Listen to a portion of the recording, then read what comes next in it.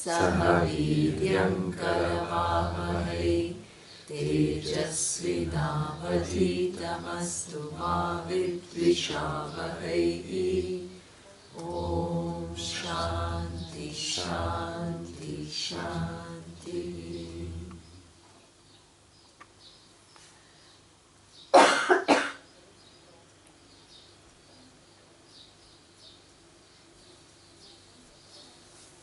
Okay, so we are here, as you all know, to study Vedanta.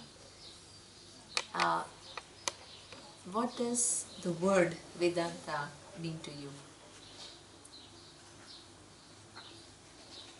If I were to ask you, what does Vedanta mean to you in one word or in one sentence, what would you say?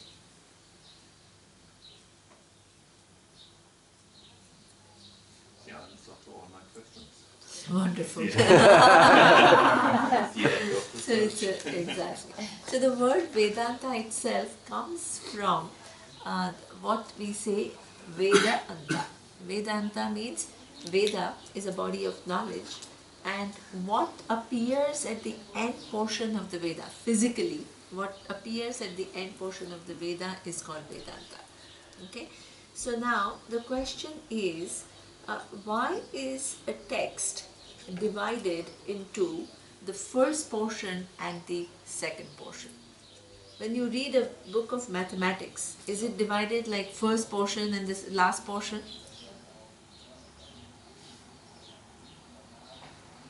Not really. So here there is some purpose as to why the book is divided in the front portion and the second portion.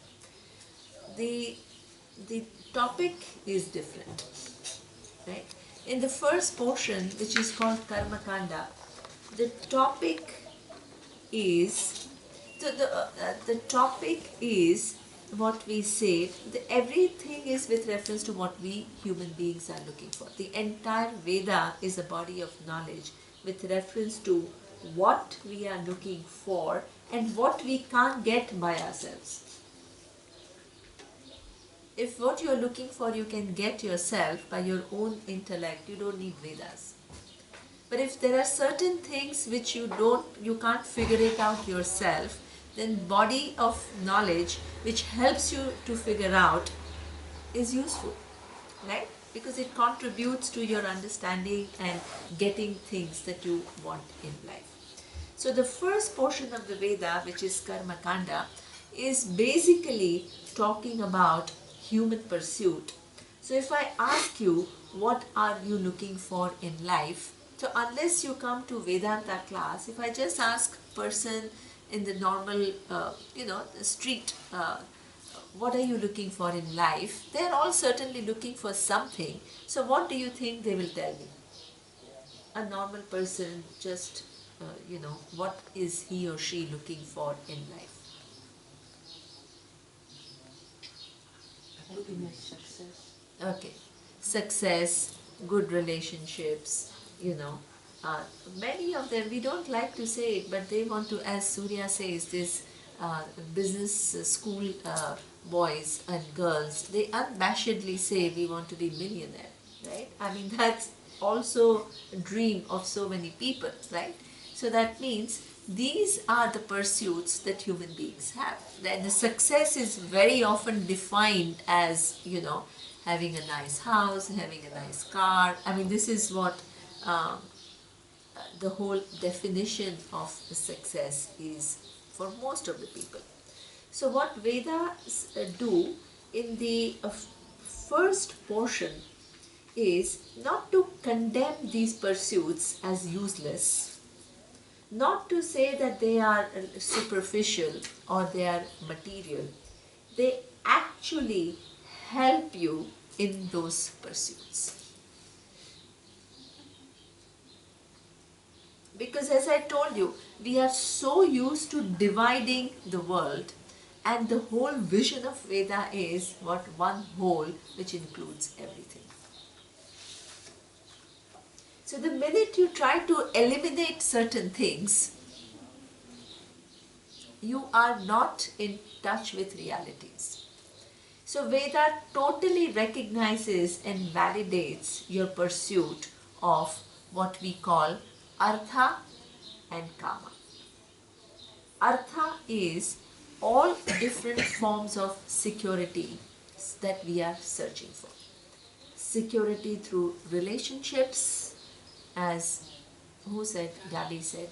Security through what material well-being, which is what your success in your profession, in your accumulation of wealth. All this is within the pursuit of artha. Why do you need Veda in your pursuit of success and relationships and in getting good positions, accumulating wealth? Why do you need Veda?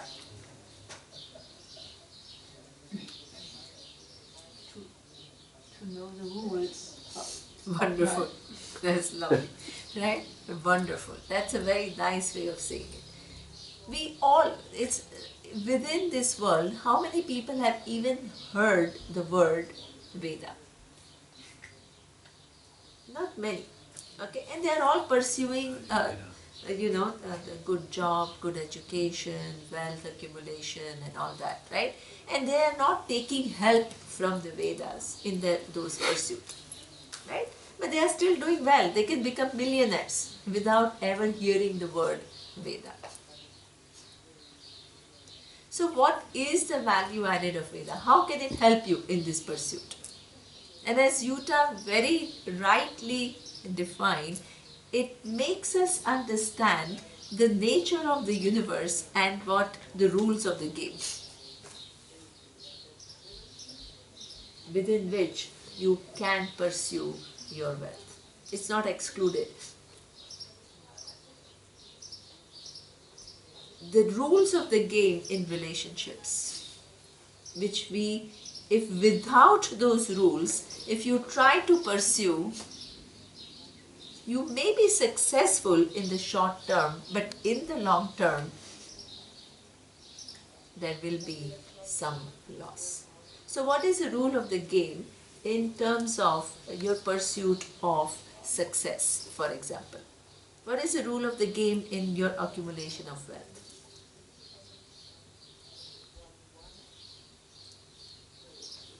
In daily life, you mean?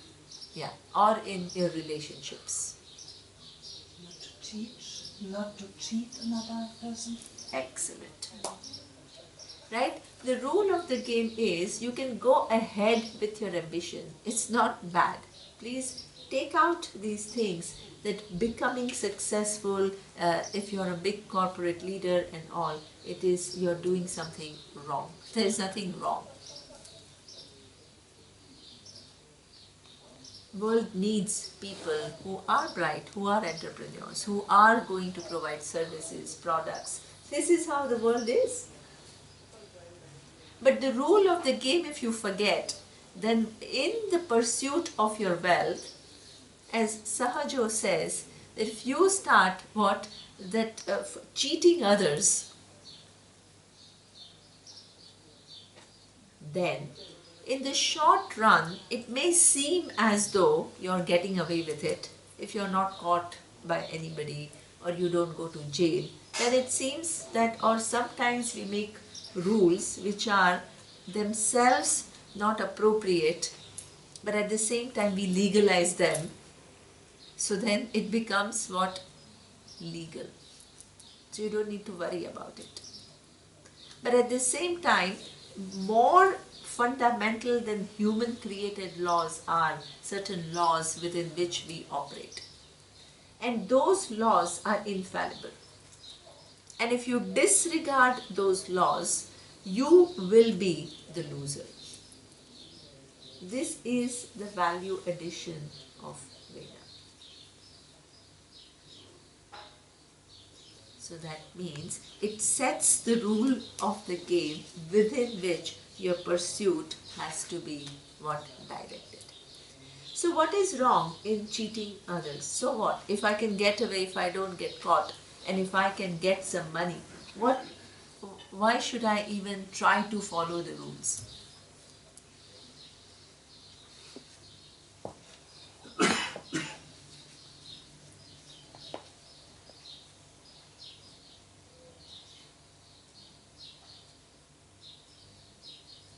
The whole Veda talks about what we call the seen and unseen result.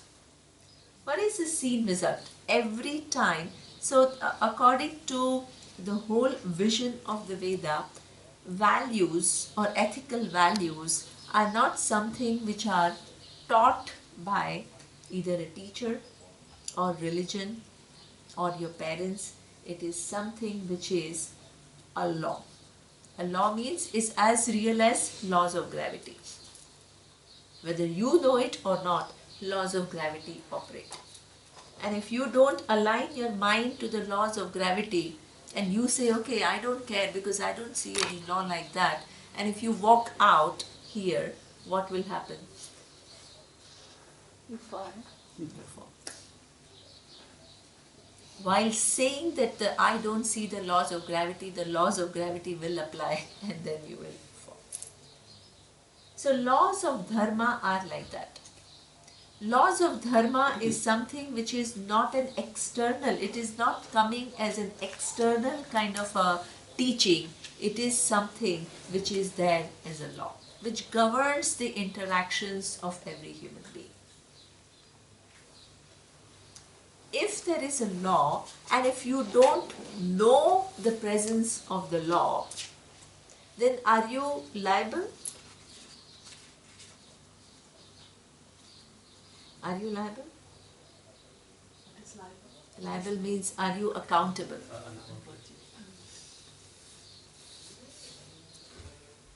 So not only there is the presence of the law, but the understanding of this law is given in every human mind.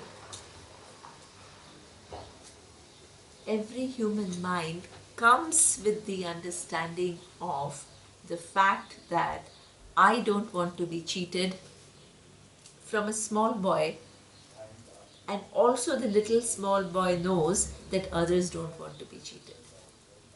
This is why if he or she did something wrong, they will try to hide from the parents. Why? Because they know they didn't do something right. So that means if there is this law of dharma and every human being comes with this understanding of what is right and wrong. I don't want to be lied to, I don't want to be hurt, I don't want to be cheated. This is something that it doesn't come as an external teaching. It is something which is part of human psyche. If it is part of human psyche, then everybody will ask, we should all follow that. But do we all follow it? No. Sometimes we do. We shouldn't be so critical about ourselves. Sometimes we do, and sometimes we find it difficult to follow. It's a fact. Why do you think that we find it difficult to follow? Because we're overwhelmed by our likes and dislikes. Excellent. Oh, he has all the right answers. I see that he's read books. That's correct. That's correct. Right? So that means, let's take a real life example. Right? That you want to be successful and you want your promotion, which you think is very important. Right? And then what happens is that you always have some kind of a doubt that, yeah, will I be really selected, or there is always a possibility that my colleague will be selected. Right? Now you try to increase what your likes, as Matt is saying. Your like for promotion is so strong that if you're not willing to stick to dharma, then what will happen? You will go and tell stories about your colleagues. You will start playing politics. So these are the things that we all do. Why? And we know that it is inappropriate and we still do it. It's not that we don't know. We know it and we still do it. Why do you think we they still do it? Because in our vision, what? If I am just honest and if I don't get the promotion, I see myself as what? Loser. Loser.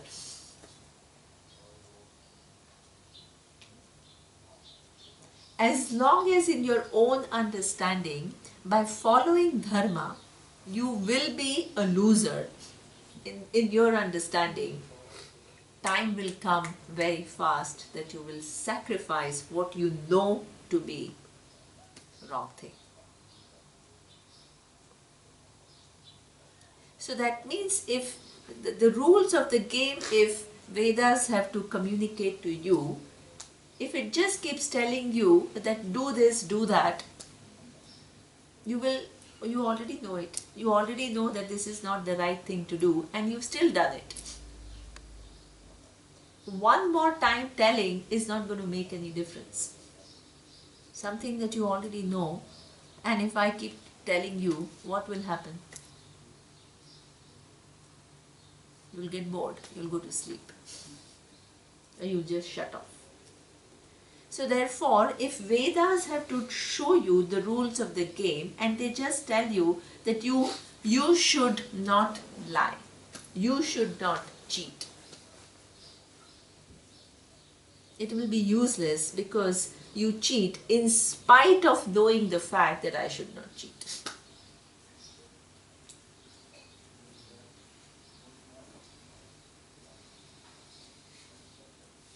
So therefore, if Veda has to give you a value added rules of the game, they have to show you, instead of in your analysis when you become a gainer by sacrificing the value, it has to show you what? That you are a loser. Only when you understand that, then your actions will be different. Until you change, this is why I keep on talking about Vedanta is all about shifting. Shifting your understanding of things. If you don't shift, the changes will never take place.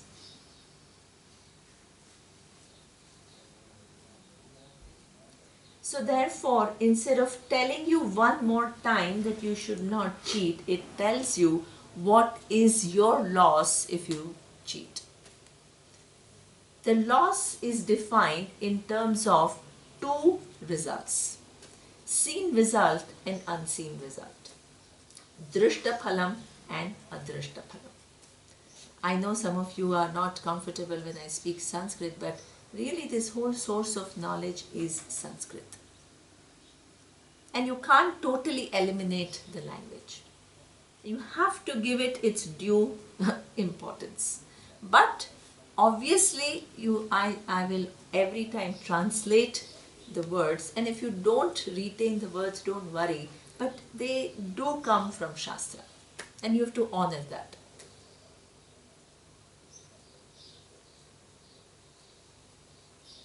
Okay, Drishta phalam is seen result. What is seen result every time that you have cheated? What happens to you?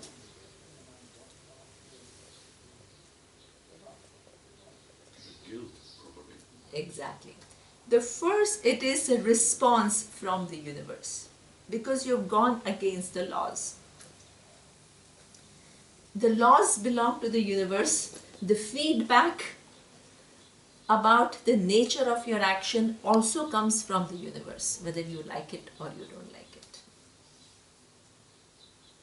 So the first thing that will happen is your guilt. After that feeling of guilt, then it is just, if it is one-time guilt, we human beings are very clever at distracting ourselves.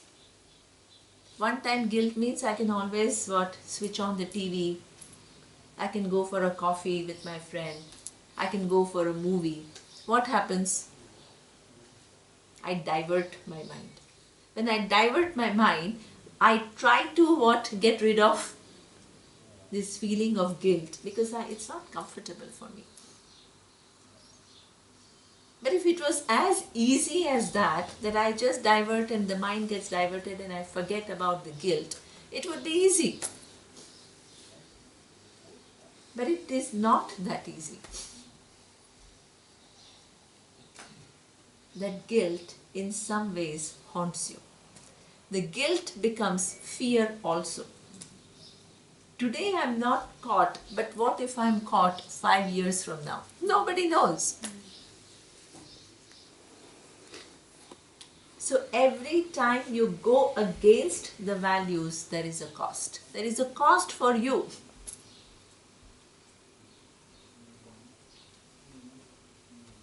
There is guilt, there is fear, and then what? One time you go against the values for your short-term gain, your perceived gain, then what happens is next situation arises, will you do the same or not? You will do the same. So that means you accumulate your guilt, you accumulate your fears, and over a period of time you also develop an orientation. And you also do one more thing, which is a very important thing. You fall in your own self-esteem. Because you have done something which you know to be wrong. Forget about the world.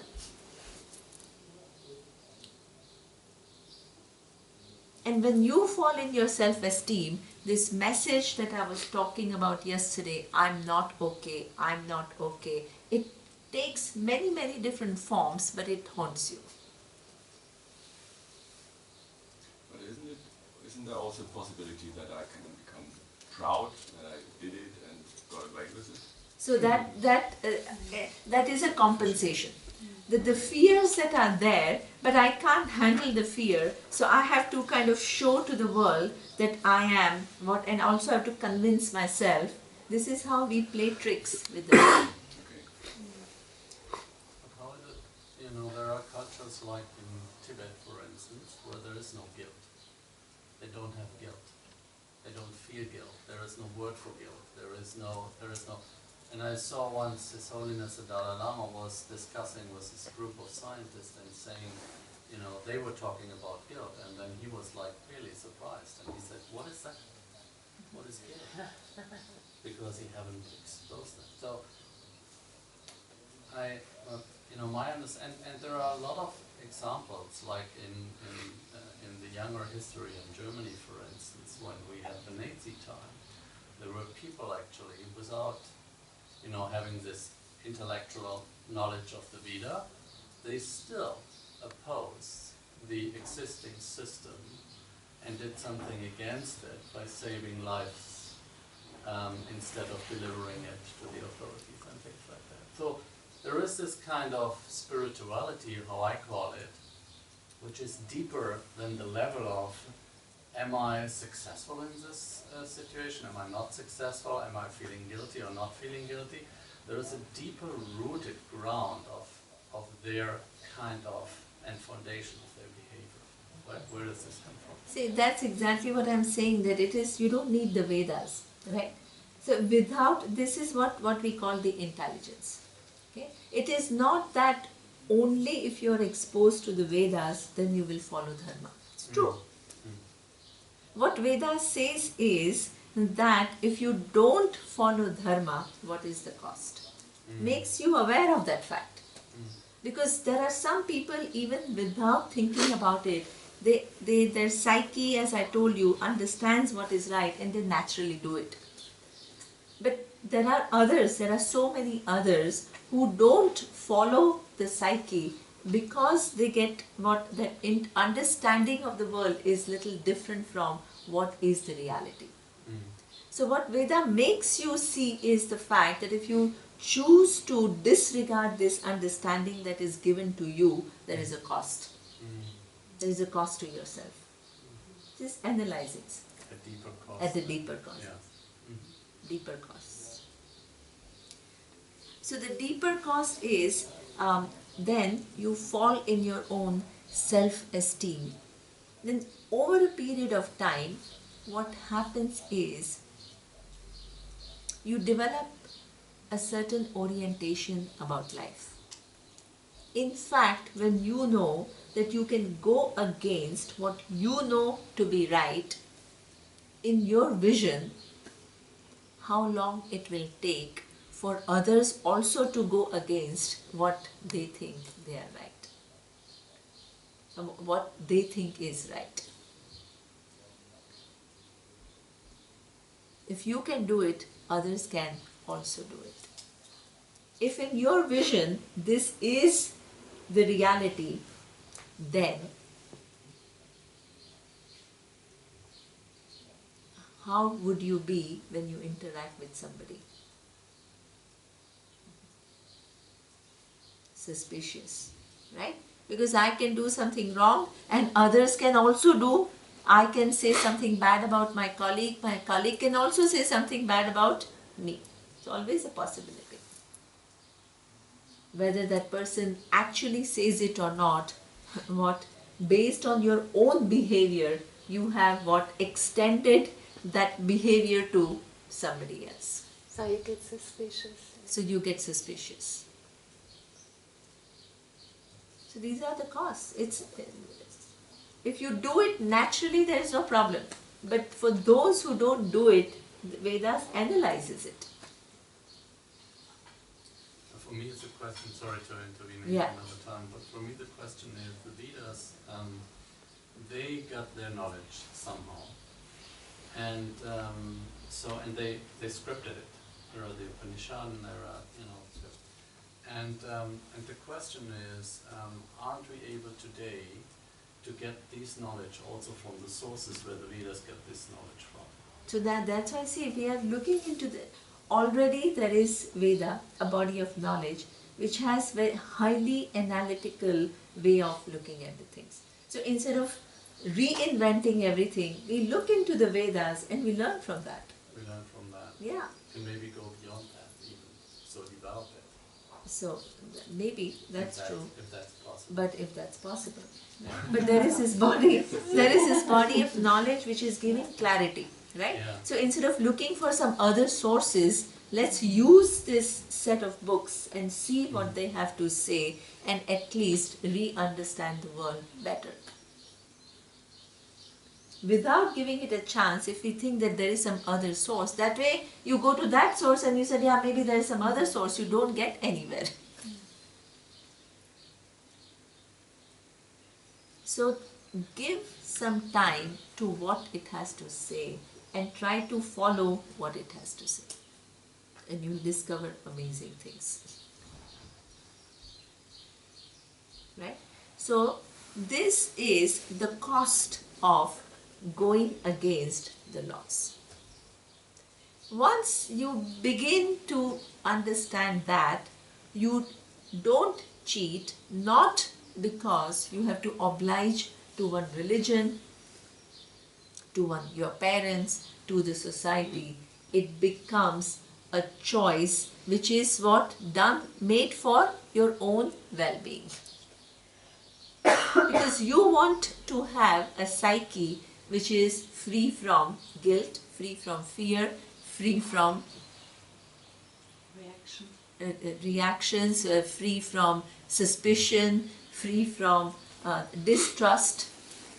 Because with that psyche, you can't enjoy anything. Even if you do get promotion, but if your mind is constantly under fear and guilt and suspicion, how will you enjoy that promotion? So this is the given knowledge that Vedas give. But in addition to this drishta phalam, it says there is also adrushta phalam. Adrushta phalam means unseen result. Unseen result is, as I showed you yesterday, there is this whole big Indra's net. So one action of yours, which is cheating somebody or doing something hurtful to somebody, it can have repercussions for how long? Indra's net means the effects are spread over generations. Forever and ever, and it multiplies here and there. Right? As I told you that one mother, just out of her own little frustration, she gave a message to this woman who is feeling that she is unwanted. How many lives get affected by that? It's not just one person, it's not just one-to-one interaction. There are effects which are carried forward for generations. We all come with our certain emotional baggage which is transferred from what our parents and our grandparents, and we all come. Their confusions, their orientations, we inherit everything. So therefore, in this Indra's web, you disturb the whole system. It's not just you and me when you go against dharma. And when you disturb the whole system, then the result of which, are you part of the system or not? Don't think you are isolated observer to the system. You are part of the system. The effects of that will come back to you, not maybe today, but also in the future. We are all part of this grand design of things. And if your actions don't take into account this great design of things and rules of the game between human interaction, then you create disturbances to the whole web of things, and the effects of that come back to you.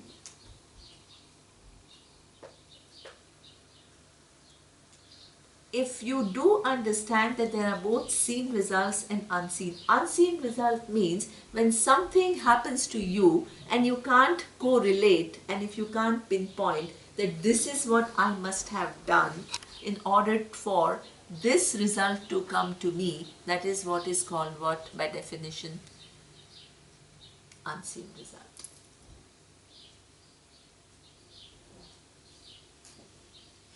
Because you are not able to, in that whole web design, are you able to know all the causes? You are never able to know all the causes. So when a given thing comes to you, you get thrown off.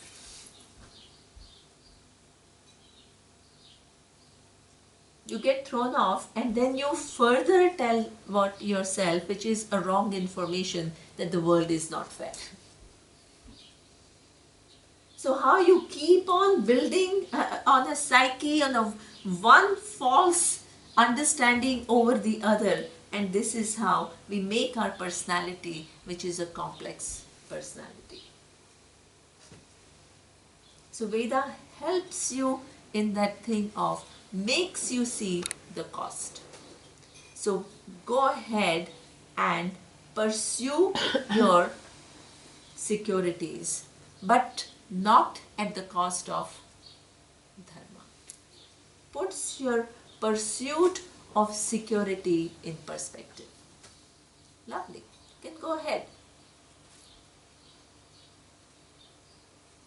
Your pursuit of relationship, same thing. Go ahead. It's not that you have to be detached from the world and that you have to isolate yourself from the world if you want to be spiritual. The world, according to us, comes with these amazing connections. Your existence is connected to my existence through so many forces which, and what I do affects so many different people without even my knowing it. So you come in an interconnected, interrelated world. So in your interpersonal relationships, if you are only thinking about your own pleasures, your own satisfaction, your own interests, what is going to be the nature of your interaction with somebody else? If when I'm interacting with you, I'm only trying to maximize my gain. And if you're interacting with me, you're only trying to maximize your gain. What is going to be the nature of our interaction? Huh? Conflict. Because yours and mine interests are going to be different. There are no two human beings which are born with identical interests. So therefore, if my whole attention is to maximize my gain, I will end up hurting the other person and end up in a conflict. If I end up in a conflict among people that I love, then can I be happy then? Initially I do it because I want to preserve my happiness. But what am I ending up doing? Making myself unhappy. So therefore, if in your personal relationships, if you disregard these laws, then you are the loser. This compassion and all, you don't think that it is all selfless. It will only take deep root in you if you begin to see it is in your interest to be kind to others. If you think, if you can wrongly convince yourself that I'm being kind to you because I love you and I'm totally selfless, it is not true. It's not true.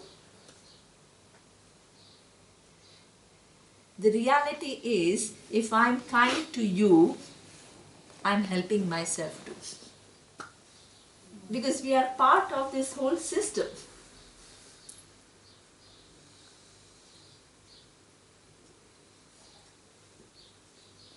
And the minute I begin to see that I'm making my life better by being kind to you, kindness will become natural.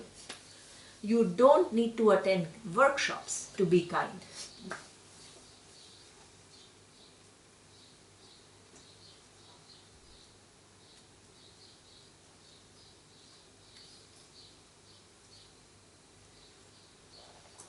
This is how you evolve in your thinking. By understanding the realities and aligning yourself to realities. My well-being, imagine, my well-being ultimately is connected to your well-being. So if I contribute towards your well-being, I am also contributing towards my well-being. Truth.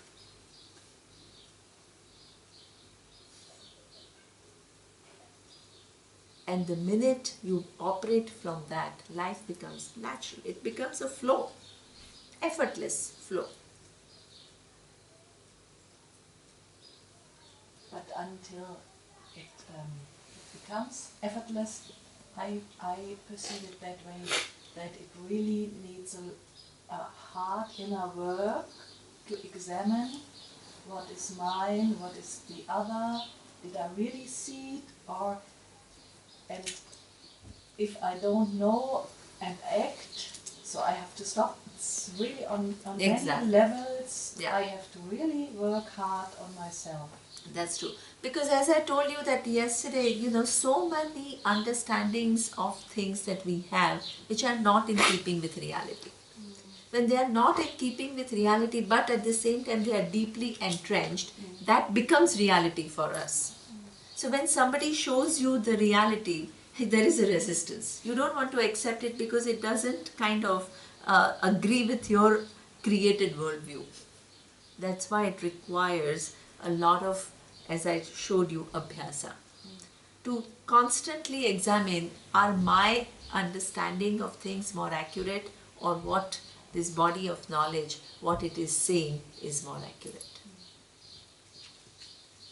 The minute, initially it is very deliberate, after a point it will become what? It will become natural. But initially there is an effort, that is absolutely true. Because you have to move away from your understanding to the correct understanding. So that takes effort. My experience is that if you think it's wonderful if you see that my well-being is connected to everybody's well-being. But if my intention is to create for me a better well-being, and so my intention is, if I'm helping somebody else, my intention is to create myself a better well-being. That brings you actually far away from the original cause. Because what it is you foster a maximizing me mentality. And that is what you have in the MBA school. It's very much though, actually. That you say, oh yeah, we are all connected. And if we are all connected, it's good to do something good for others because it's good for me. It's a fact. It has nothing to do with, see, if I take... But psychologically it's different. So neuroscience have found out that if you do that with that intention, it hasn't got the impact in your neuroscience, in your neurocortex, than if you do it, without the intention of maximizing myself. It's a totally different path in your brain. So that has nothing to do with compassion. That has something to do with maximizing myself, which is a different path. In fact, the whole vision of Vedanta is slightly different, right? So the whole,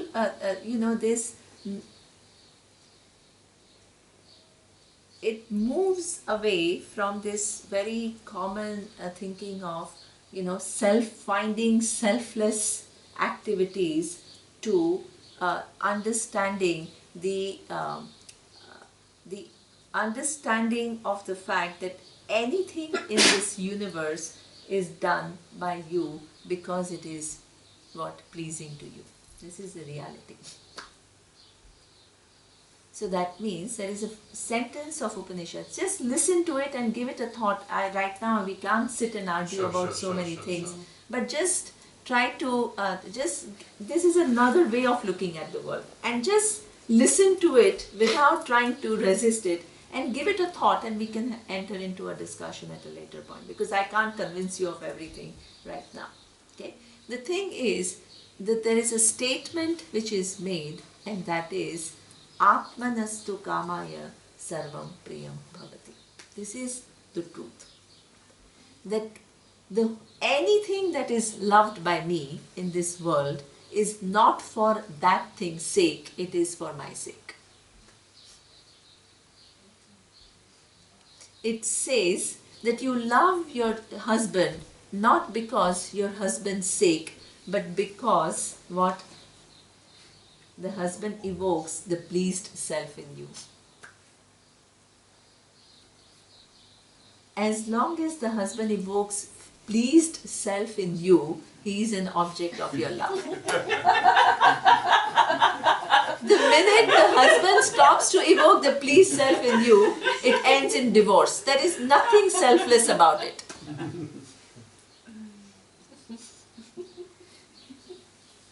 This is how it is. You look at human beings, this is how they behave.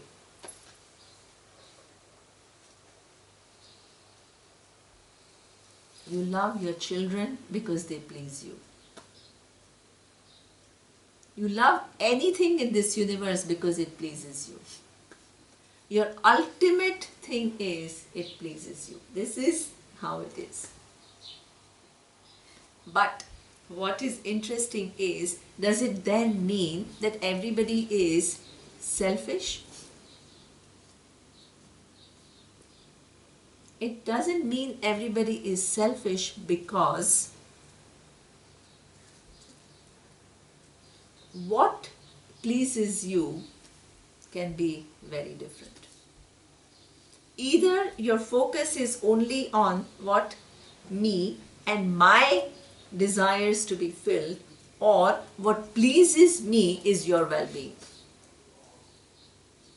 The minute I become the person where what pleases me is your well-being, I'm an evolved human being. Because it pleases me. It's not because I'm selfless.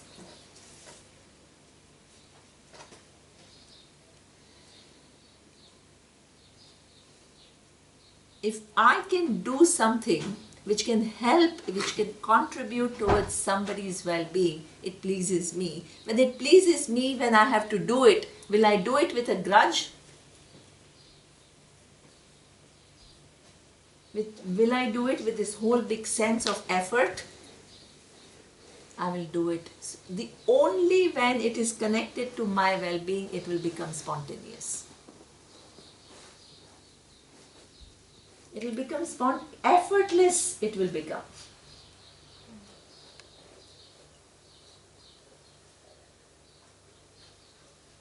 So this is how you have to graduate from this self-centered person to seeing your connection with the universe.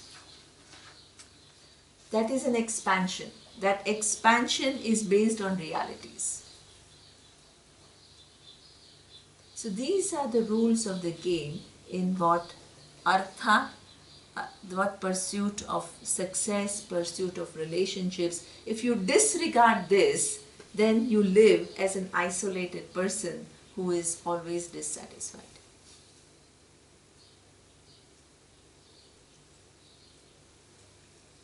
So, this is the pursuit of artha. What about pursuit of kama? Pursuit of kama is what? Pleasures. That in itself is not seen as anything bad. It's not like you have to, it's interesting. Once I was at some retreat, and somebody was just enjoying the beauty, there was some nice landscape and she was enjoying the beauty and she was saying, oh, beautiful mountains and lovely thing. And somebody else said, oh, but you have to be spiritual. What does it mean? That you are spiritual means you become insensitive to the beauty outside? No. So that means kama means all aesthetic pleasures. Aesthetic pleasures means dance forms. This is all part of celebration of human life. If you try to cut yourself off from all this, you become a highly partial human being and you miss the whole. Aesthetics is very much part of living. We don't have this division. We have Vedanta is a vision of oneness. Oneness means it includes everything. You can't eliminate things.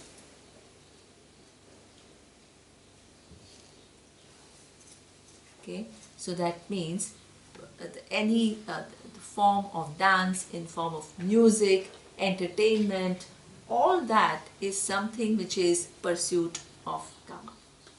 But when does it become detrimental to your well-being? What is the rule of the game when you pursue kama?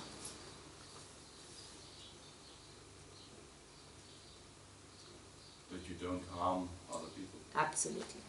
Same rule as artha. If in my pursuit of kama, pleasures, if I begin to I got attracted to somebody, so I, do whatever I want to do, and I disregard the relationships and things like that, I cause hurt. And when I cause hurt, no matter how liberal I want to feel, there is a guilt. This is the universe. And in case if the universe produces a situation in the future where you have to go through the experience that somebody else is walking out on you, then it will create pain. Rules of the game. Your artha, your kama, they all can be pursued, but they have to follow rules of the game. What is the problem is we forget the rules of the game because our likes and dislikes begin to push us to do things which we understand are wrong. What Veda is doing is showing us the cost. When you see the cost, then you begin to see that when I go against the rule, I am the loser. When you understand I am the loser, then you're following what dharma becomes spontaneous. You're doing it for your self-enlightened interest. It is very, very important.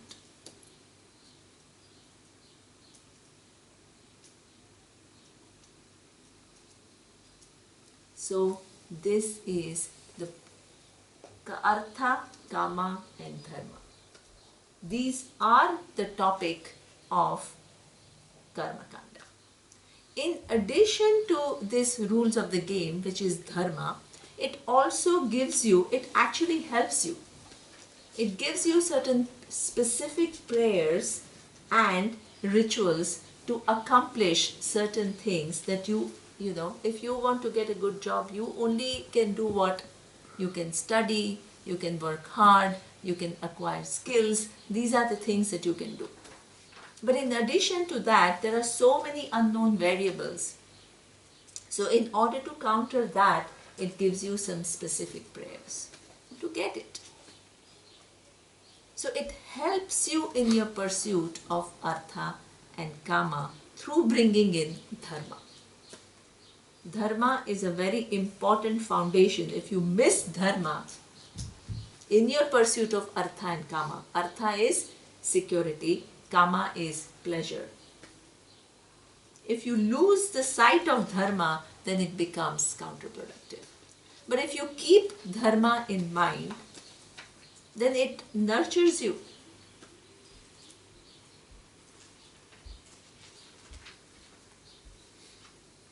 It gives you a certain sense of achievement, which is very important in life. You can't skip that step. But when you are more or less successful and without any conflicts, there is still a void.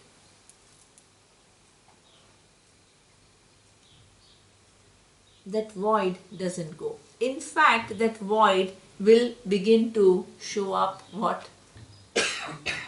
Even more. So that void cannot be fulfilled with what? Artha and kama and dharma. There is some other way. So what is that other way is what we call moksha. So when you are pursuing artha and kama, you have to incorporate dharma.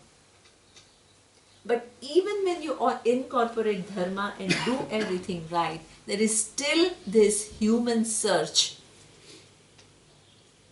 which is still not totally satisfied. So then when you have good self-esteem, and see, Vedanta is not for those who have lost interest in the world. Our teacher used to say that if you have lost interest in the world, you better stay in the world and regain the interest. Once you have regained the interest and you are doing things well, you can walk out. It's not for losers.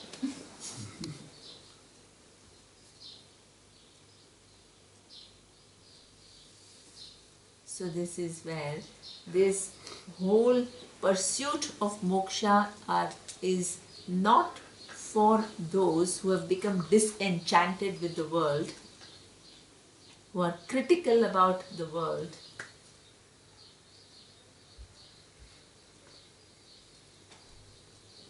who take the world to be like a lost cause. It is those who are engaged intelligently in this world. The world is not a problem for them.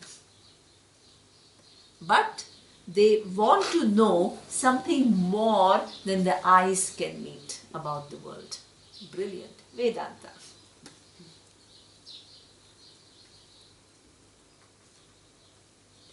I am successful, but my life story cannot be just that. There has to be something more. I am well. But there is so much more to discover. This is the real mindset which can understand Vedanta. So that means when with dharma you have given certain foundation to your what? Artha and kama, security and pleasure, and you have gained what needs to be gained through that, then you move to the next pursuit, and that is moksha. You've nourished yourself, you've nurtured yourself.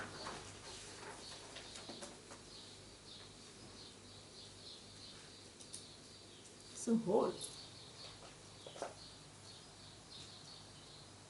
You have gained good self-esteem out of following dharma.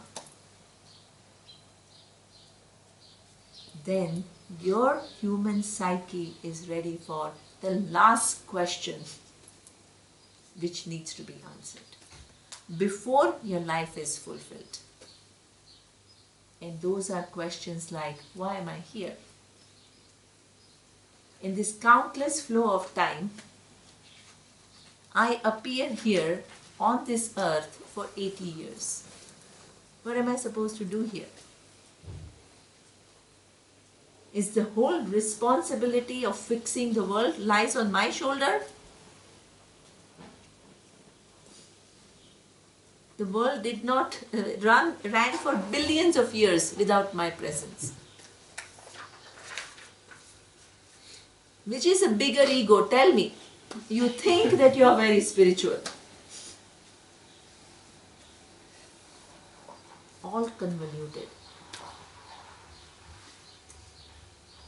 You need to find the answers which are based on truth.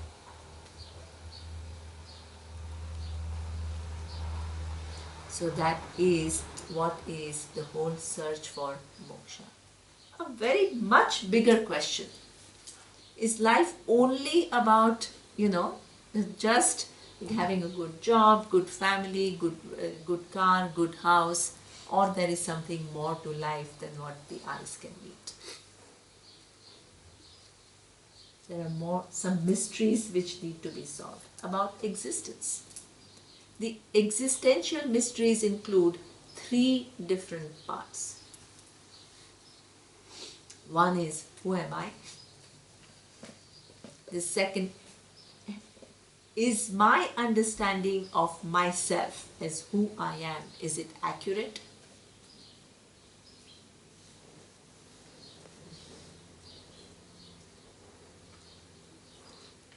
Is my understanding of the world, the way it is it accurate? Is my understanding of the cause of the universe, is it accurate? You need to ask yourself these questions.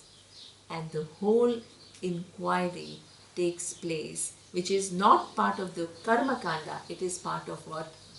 Vedanta Shastra. Vedanta Shastra is what appears at the end of the Veda, which is Upanishad, which tries to give an answer to these fundamental human questions. These questions existed for what? Time immemorial. Any human being who hasn't seen oneself in the total light and hasn't attempted to ask those questions and gain those answers lives a very partial existence.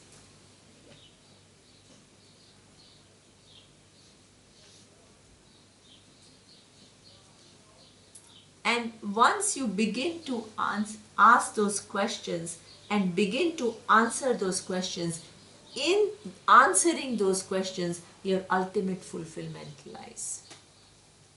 Ultimate fulfillment.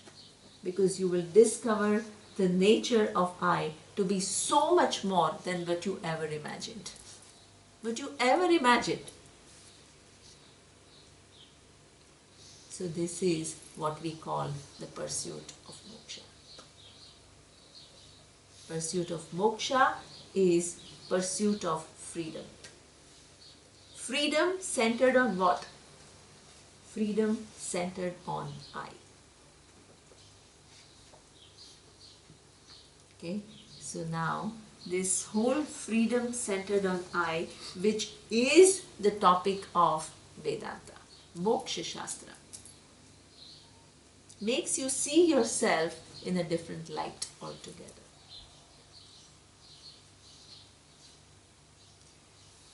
In order to do this inquiry, it's not a kind of a, this tradition is, I don't know how many thousands of years. How many thousands of years?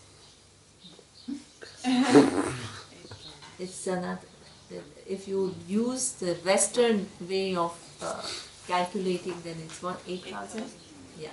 But for our tradition, it is what we call Guru Shishya Parampara, which is going on. It was an oral tradition which was what? Written in form of Veda, and it is just going on. The knowledge is transferred from one generation to the other. So now you have to use this tradition to discover what is the true nature of I. So that is the text. The text is Drik Drishya Viveka. Viveka is discrimination. Discrimination between what is Drik and what is Drishya. Drishya is something which is seen by me, and Drik is the seer, the nature of the seer, the true nature of the seer, the truth of the seer. So, if I ask you who you are, you have an opinion. And what Vedanta shows you is you are very different from what you think you are. So this is because you have those beliefs, because there is lack of discrimination. So the whole teaching is about what? Making you discriminate appropriately. What is the nature of the seen and what is the nature of the seer. Okay? So that we will do in the next class. The discrimination.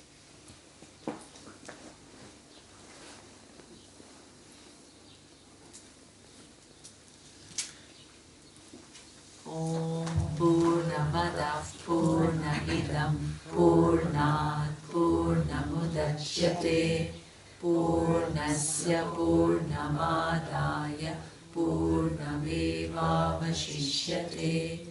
Om Shanti Shanti Shanti.